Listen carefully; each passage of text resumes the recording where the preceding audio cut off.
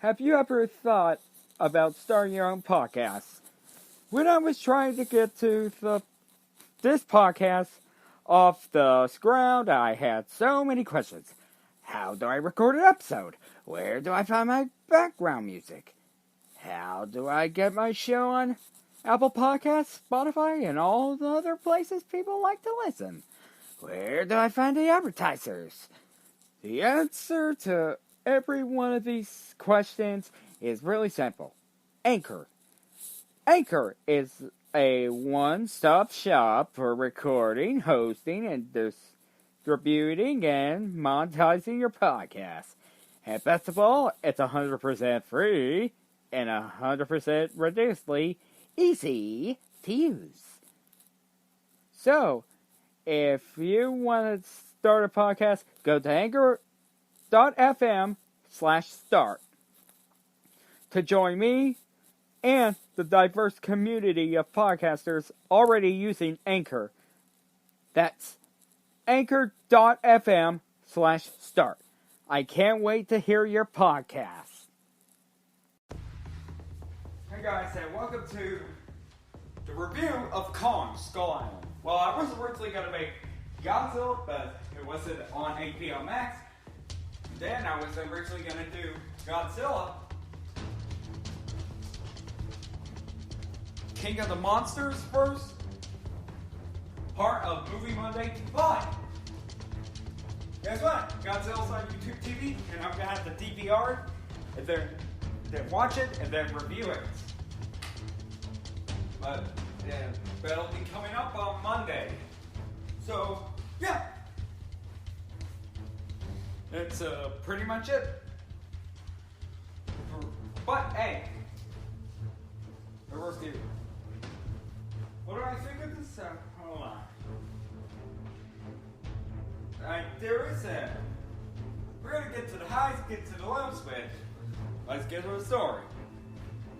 Kong Skull Island. Well, it's about they get son of the World War II, son of a World War II veteran.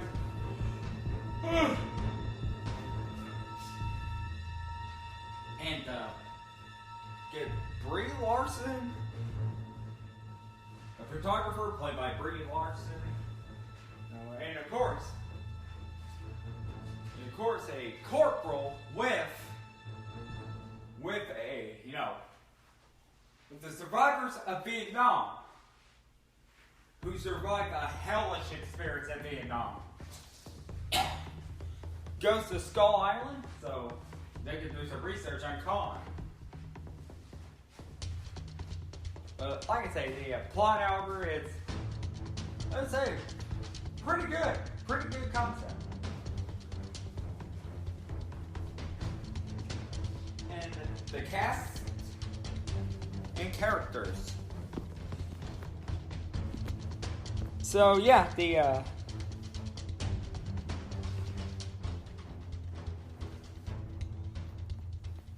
cast for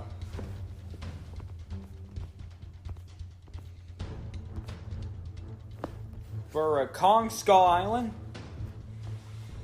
is, of course,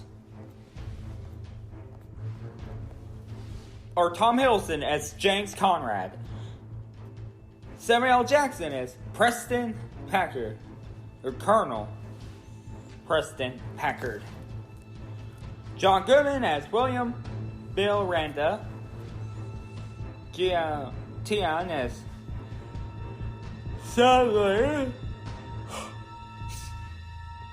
Toby Kebbell as Jack Chapman, John Ortiz as Victor Neville, and of course Corey Hawkins as Houston Brooks, Jason Mitchell as Glenn Millis,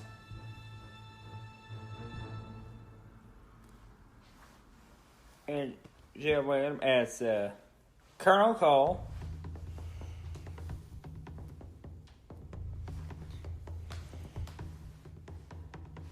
and John C. Reilly as Hank Mauro. Pretty good. But the CGI, however, for Kong, as they got applaud the motion capture performance with Terry Noah Terry and Toby Kebbell.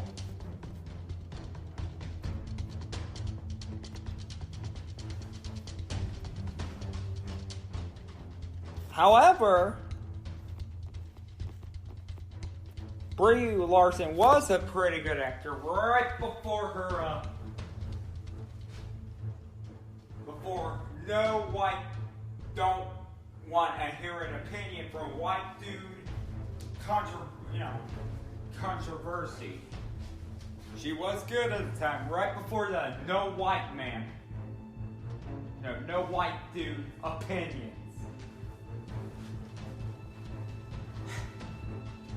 Damn, that's a shame.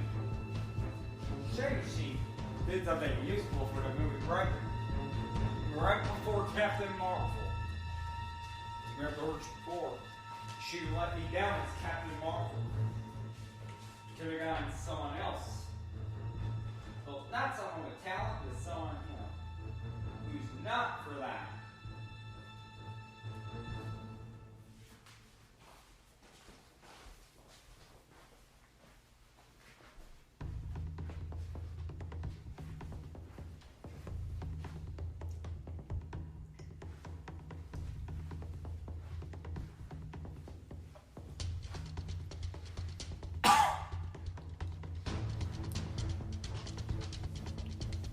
The action sequence is a good one. Because like I love the action sequences.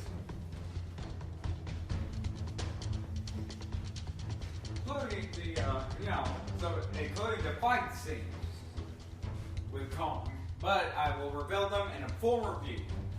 But however, we get to CGI. Skull Crusher. The Skull Crushers look pretty damn awesome in CGI. But Kong, however, not so much. Yeah. Well, like my hipster friend is right. That is a terrible CGI of Kong.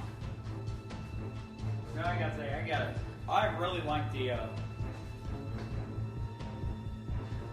I really like the motion capture though. No fighting sequences.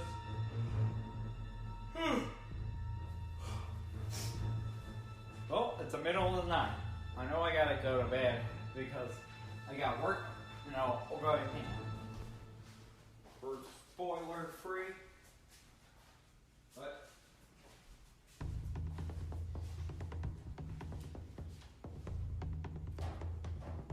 you know what?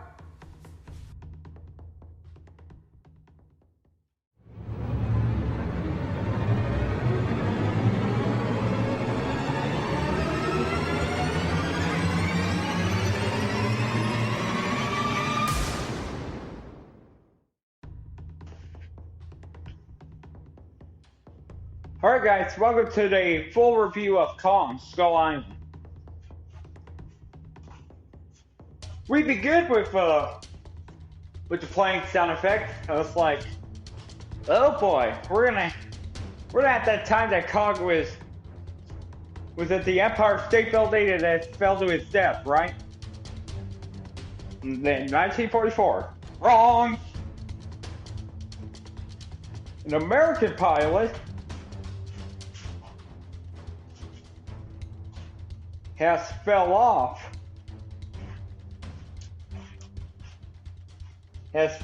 from the plane, and a Japanese pilot. The American soldier shoots, he misses. The Japanese soldier shoots, he misses, and then get out a sword to kill the American soldier. And then the American soldier is yelling in pain. And then here comes Kong, and the two stop fighting. Then we go through the side from the end of the Civil War to closing in to the end of the Vietnam War. And then, here comes Rhonda. Here comes Rhonda with, played by John Goodman. With his detective, with his right-hand man named Brooks.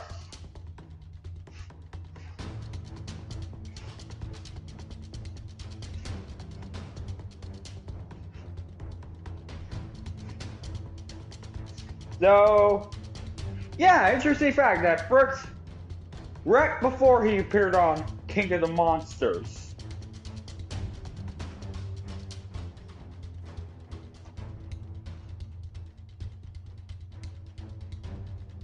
and they meet with the senator by going to D.C. Well, although they're going to have to resemble the Vietnam Wars. The survivors of Vietnam, or should I say, the guys who survived a hellish experience at Vietnam.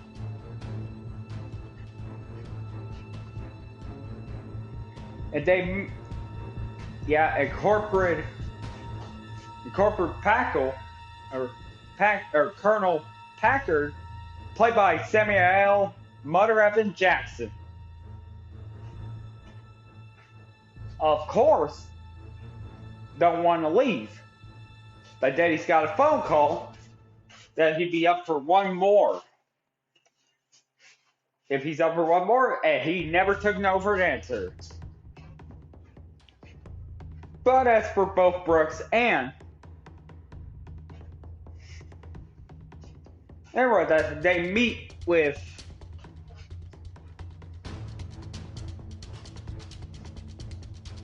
James Conrad, an ex-British Special Services who served at Vietnam.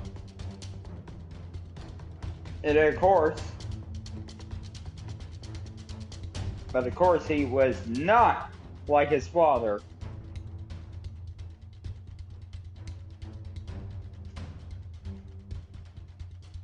And of course, he would take the bribe.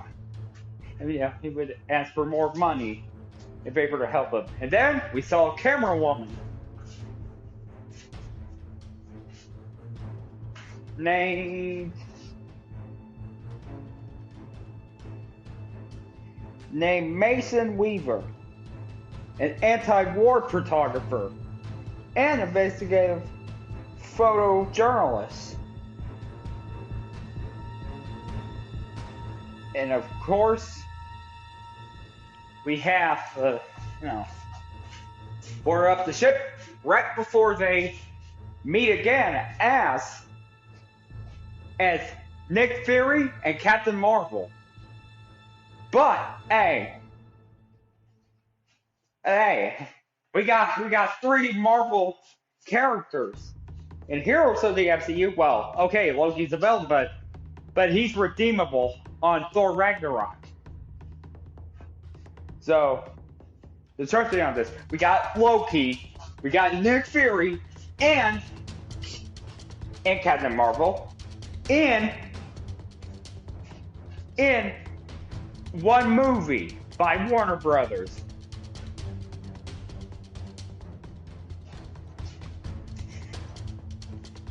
Then, of course, they were having a good time on this ship.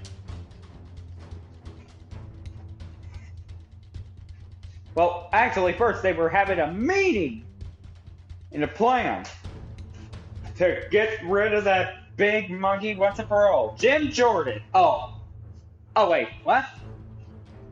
Oh, I'm sorry, Kong. Sorry, politics. Sorry, politics. I always call Jim Jordan a monkey for fun, because he is a monkey of the Trump party. He's the monkey of the Trump party, but that's not for politics. But and then they're all having a good time. they were all having a good time on the ship. But then good times are over when they go into the helicopter. And then Samuel L. Jackson used a Jurassic Park quote, which ironically, he was in Jurassic Park. With that famous line, "Hold on to your butts." And yeah, he did the Jurassic Park line where he said, "Hold on to your butts." And that's the irony. And they go in, and the storm gets them off course, but then, and then the colonel told everyone to calm down while displaying a Richard Nixon bobblehead. Like, really? Really? You got the bobblehead of a crook right before we got another crook in office? Well, which I'm not going to be talking about, but I think that we're going to talk about movies. Not wasting time with politics. You know, being a political journalist. You know? Whew. And then, of course, they played Paranoid when dropping bombs right before Kong destroyed them. Well, destroyed the Fox Squadron, leaving Fox 1 and Fox 5 as survivors. And there's platoons who survived. 7 have survived, 7 have perished, but 3 have remained unknown. And then when the colonel looked,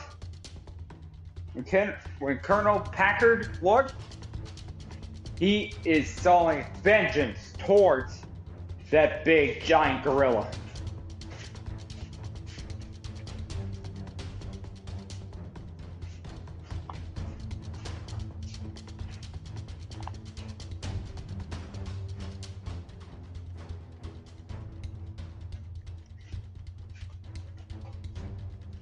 Alright, gang. Yeah, apologize for Scooby-Doo reference because it is also for Mortar Bros. Alright, gang, let's split. So, Loki and Captain Marvel. Oh, I'm sorry. Weaver and Conrad and Weaver. You go that way. Rhonda and Colonel. You go this way. And of course, we're going to cover the trails first.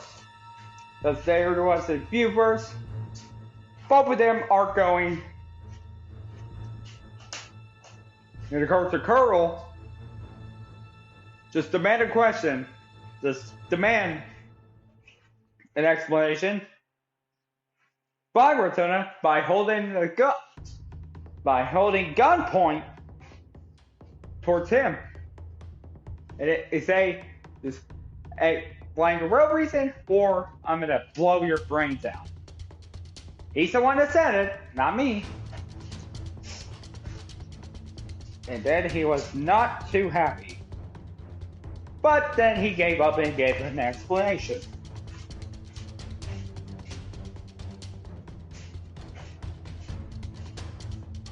Yep. And then, of course, we get to Conrad and Weaver. And they both walked and walked. Alright, they surviving.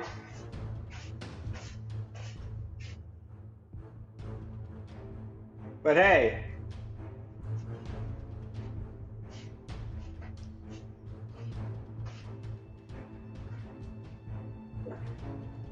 sorry, but no problem with Captain looking around. And they saw a giant animal that's like a bull, like a yakety yak. Don't talk back. And his name should have been 2D2, please don't shoot. And then Conrad told one of the stowaways to put the weapon down. And then they make it to Skull Island. Or to the Islanders. And then we see Dr. Steve Roll with a beard. Oh yeah, that's John C. Reilly, played by John C. Reilly, who is also from the MCU for Guardians of the Galaxy.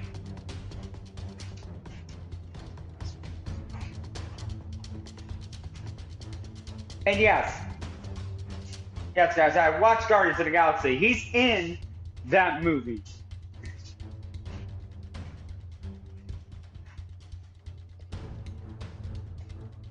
And then, of course, now back to the Colonel and Renda's side, however.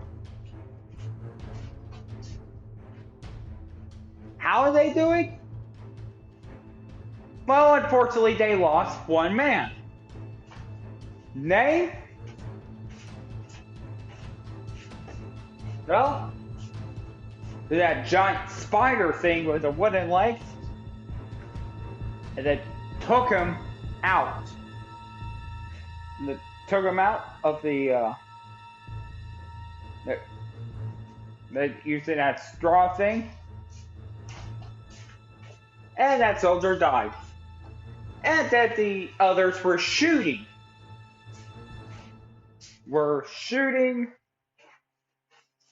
Around the around that giant spider thing. And of course,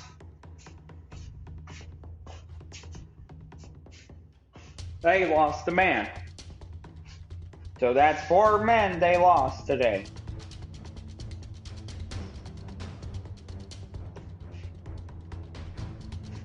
But this surviving lieutenant named Hank Morrow, Lieutenant Hank Morrow of the 45th Pursuit Squadron. And he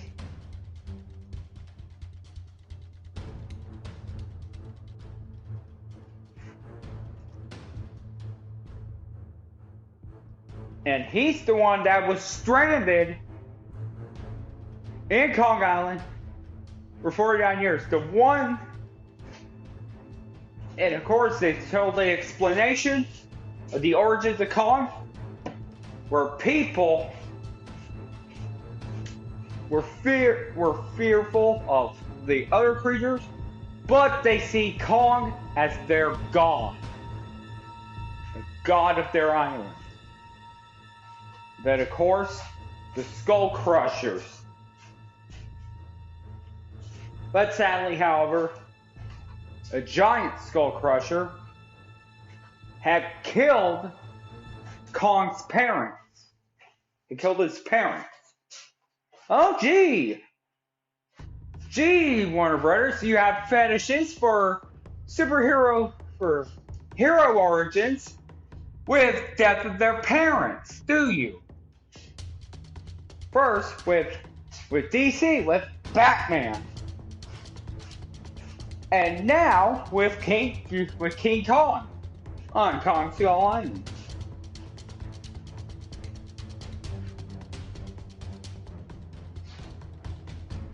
And then, of course, they were spending time. Now, back to the, one of the men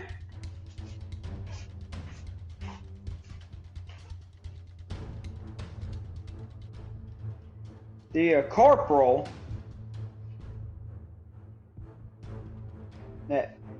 Major Chapman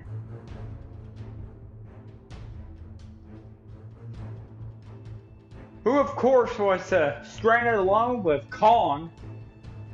Well, with make sure Kong doesn't see him, and of course because saw his hairy ass. No joke. We really did see Kong's hairy ass. And then of course, going by, but is then stopped by the octopus, but then ripped off its tentacles and eat it. Ew! And at the same time, pretty cool.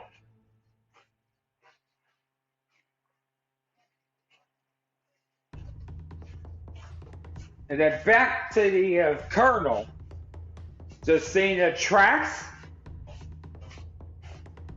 that Kong does bleed.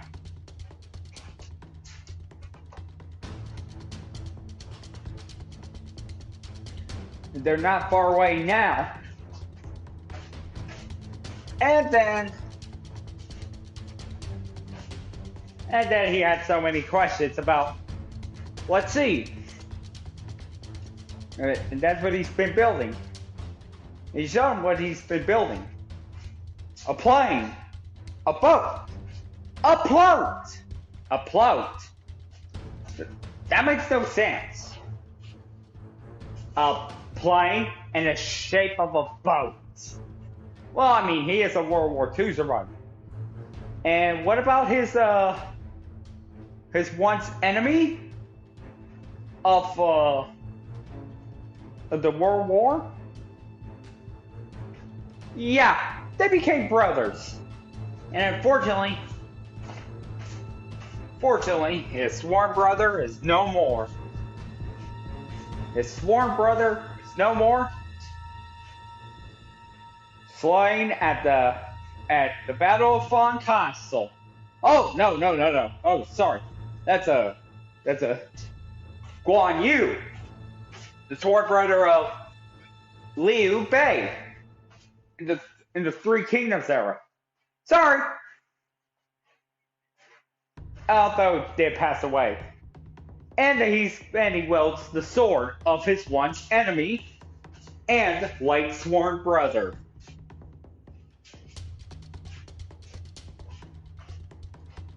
And that's pretty much. But they were spending. And as for Weaver, however, she's spending her time taking pictures. And she smiled, but I didn't react because that's only in case she plays Captain Marvel. Captain Marvel never smiles? Well, ironically, she did before she was Captain Marvel. And as Captain Marvel, she did. She did smile.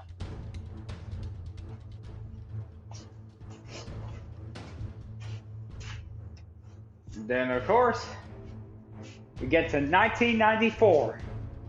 Sorry, 1974. Which was 3 years before Richard Nixon had resigned. Which is about to take place 3 years before Richard Nixon resigned. And again, can we not go focus on politics? Can we focus on the plot of the movie? You know, the full review, okay? Sports, yeah. And he talked about Chicago.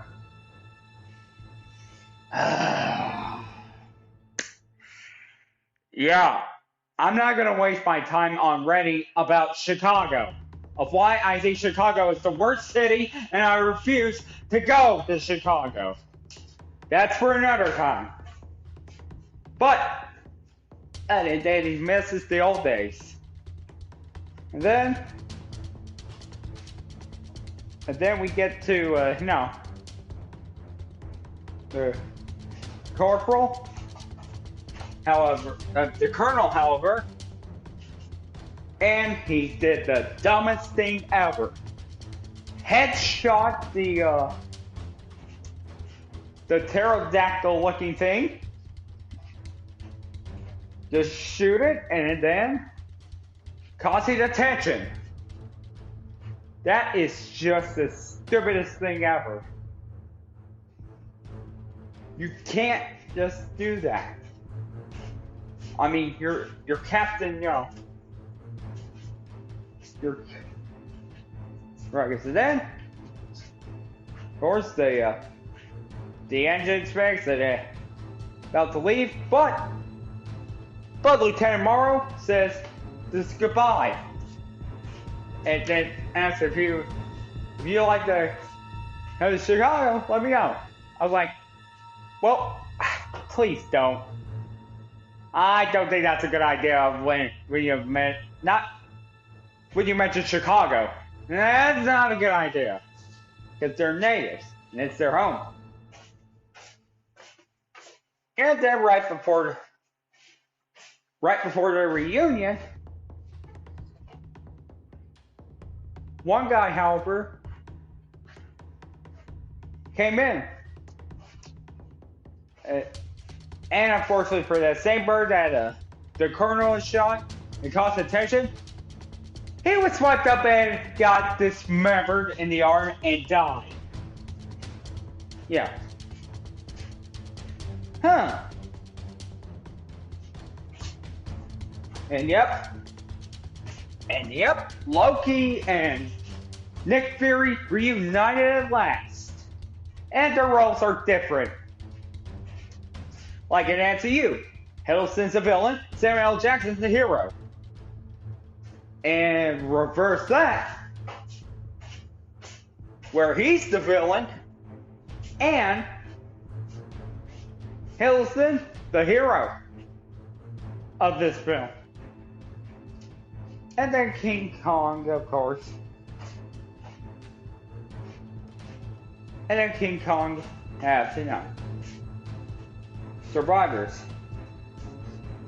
And then we see the Skull Crushers, who had fought Kong, and of course, split up. And of course, they were going through the corpses of Kong's parents. And of course, they were really, really upset. Well, not really upset. They was interested in taking the pictures of it.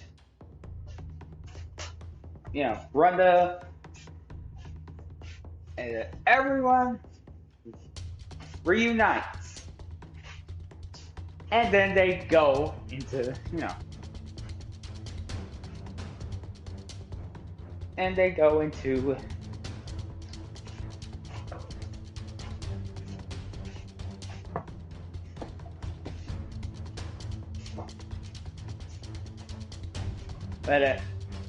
however,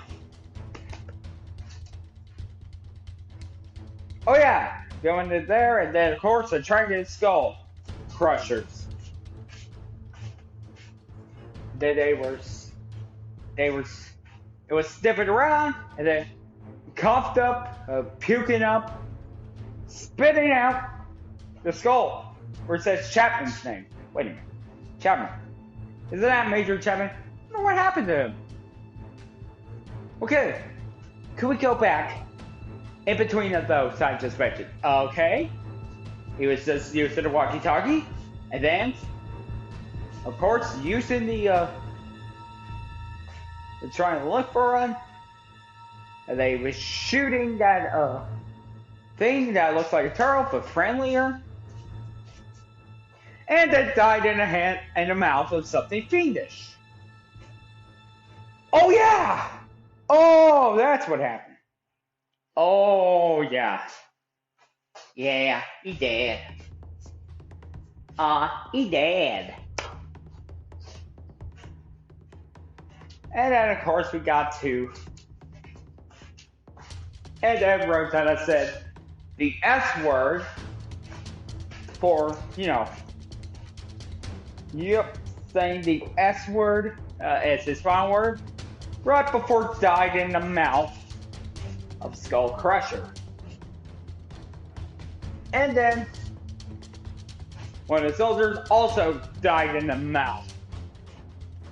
And then released the toxins, and and Chapman used the sword, which I thought was pretty cool while wearing a gas mask. I mean, this is like if he was in the Oculus, if he was in an Oculus video game. But then the good times are over because the action pack as the Skull Crusher had died. And it wasn't a big one, however. It wasn't that big. Oh, after this, I'm gonna have to go to bed because I'm recording this on Sunday night. And I'm recording this on Monday. Sorry, and I'm publishing, and I published this on Monday. Sorry for the 4-volt break. But, however, he was not too pleased that, still looking for Chapman. And then, of course, got the dog tag of Chapman's name. When, sir, and Conrad pulled the dog tag of Chapman's name, informed him that he died. And then, of course, St. Kong's to blame. And then I see a Jekyll and Hyde side notes of the Colonel. And he was really pissed that he hit the gun. Well, not with a bullet, but a gun point. Hit him with a gun, barrel, to the lieutenant. And then, of course, they go to their separate ways again. With one of them going east, and the others are trying to finish off Kong. Damn, Samuel, you are one dumb motherfucker. Damn, Samuel, you one dumb motherfucker. Loading up some napalm, especially in the water.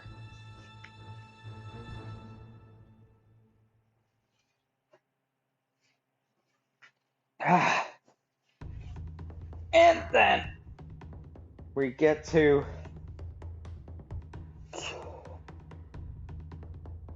his final confrontation with the gorilla.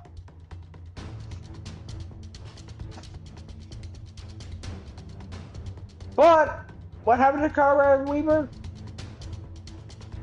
They got to see Kong, and Kong was rounded up, but until Phil Weaver's touch.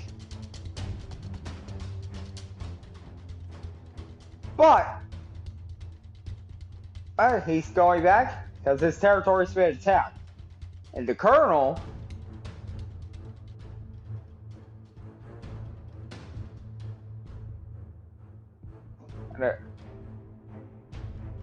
just did it. Just throw the torch when Kong arrived in a napalm-filled water. And then Kong is down and told him to set the detonators. As he get ready to explode, Conrad and the others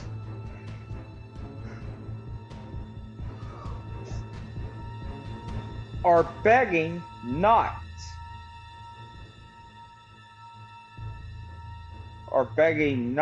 to attack him. Not to attack Kong.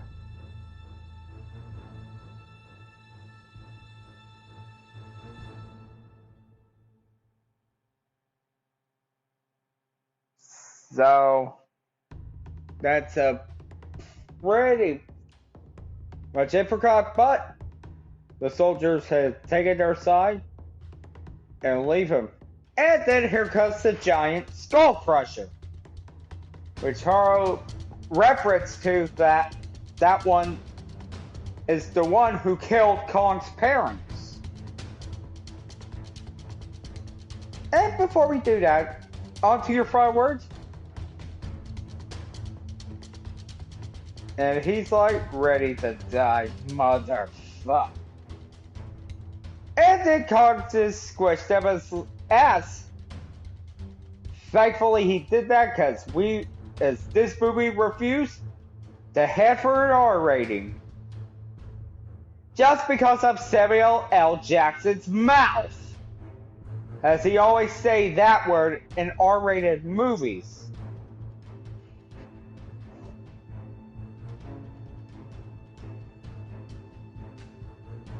And then here comes Kong, fighting the one that killed his parents. And then get ready to kick its ass.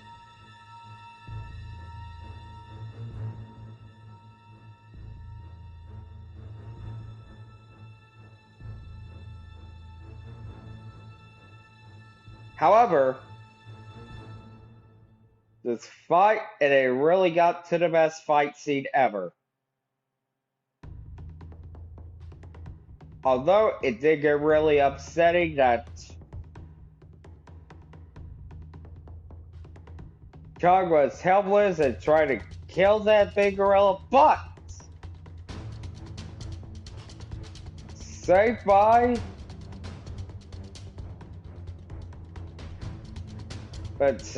the Yale graduate. And then run out of bullets, sadly.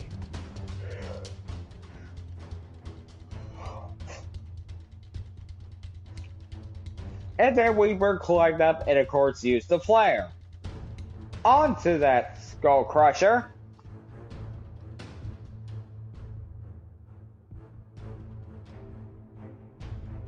And then Kong attacks it.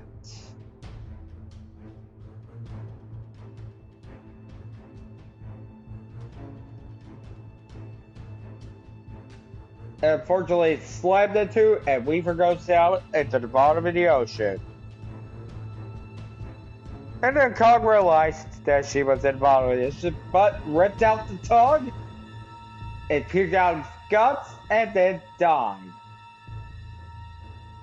And then it died, sadly. But Kong has saved Weaver.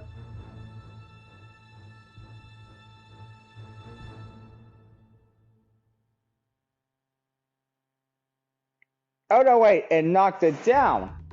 Saved Weaver, and then Skullcrusher attacks, and then he pulled out its tongue, puking out guts, and died. And then put her down to the ground. Which Jevin embraced her with a hug. And then Kong goes bye-bye. As the survivors were bound to leave, we see Kong celebrating with one last roar. And then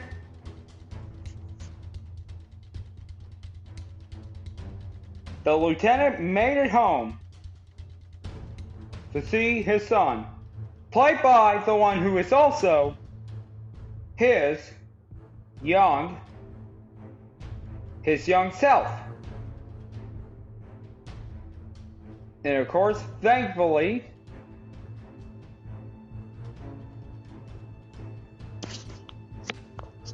still very Chicago, but it ends with post-credit scene with two of them, with Chavez and Weaver, being interrogated by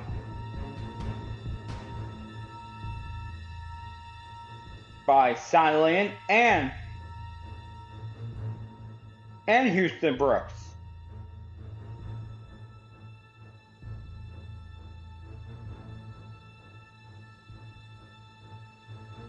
But they were telling them that Kong is not the only one. As they take a look at the picture, it is Godzilla. And they were roaring because Godzilla is the one who is also the king. But we're going to get to Godzilla in 2 weeks. Alright, time to end this review.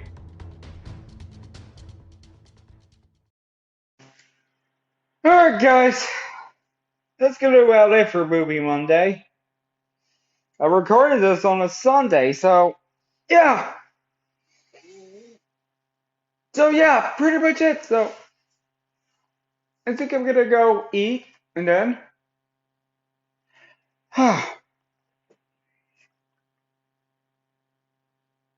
They go relax with, So they plan for Godzilla. But next week will be South Park, the pandemic and vaccination special on Monday with South Park Monday. So that's pretty much it. I'll see you guys next time.